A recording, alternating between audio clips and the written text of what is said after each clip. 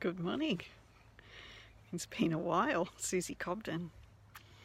I've seen a lot of posts lately about owning our story and how powerful that is. And I agree and I don't agree.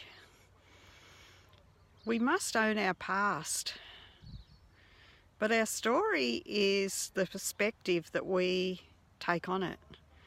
And the story is changeable. Now, a lot of people confuse their past with their story.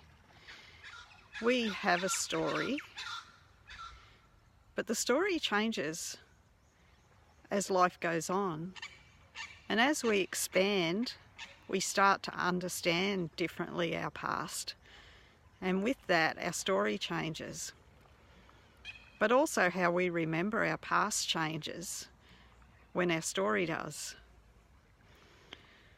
So, we have a past and we can look at it through the lens of woe me.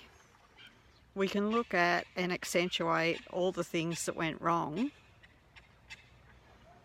Or we can look at it and see the gift and how each thing that happened to us has shaped who we are now.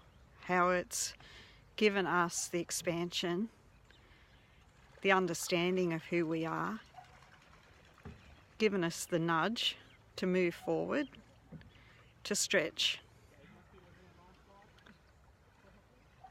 We can take the creator's perspective and know that it was a gift, or we can take our human perspective, or we can take, the perspective of an observer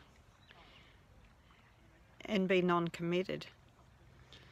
But the thing is, it's very difficult to be just an observer when our life is so physical. So it's really about owning what's happened to us, but looking at it in a way that has really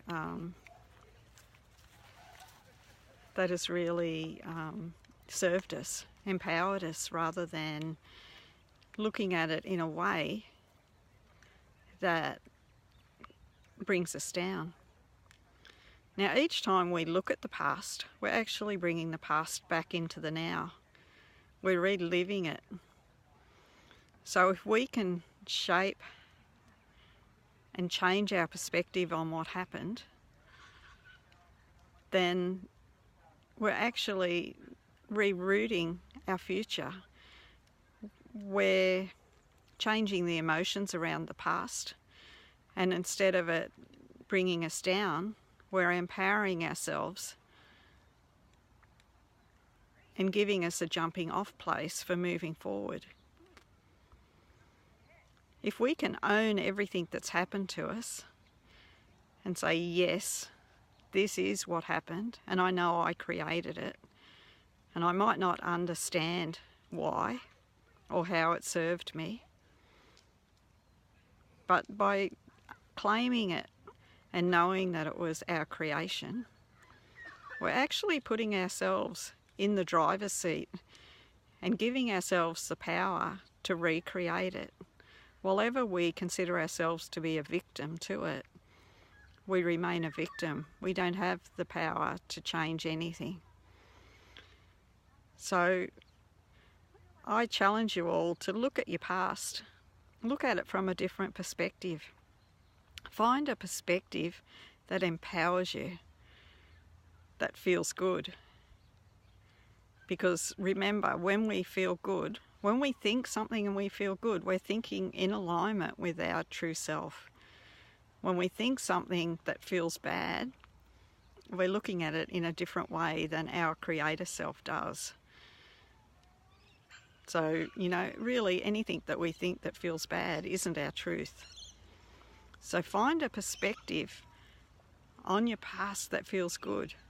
Rewrite the story of what happened from that empowered perspective and see how it allows you to let go of all that hurt, of all that victimhood, of all that judging, and how it stands you in your power. So have a beautiful day. It's glorious here, and I'm really enjoying just sitting by the water, which is just here, and listening to the bird life and greeting passers-by, and just really being with myself. Have a good day, and I'll catch you all later. Bye for now.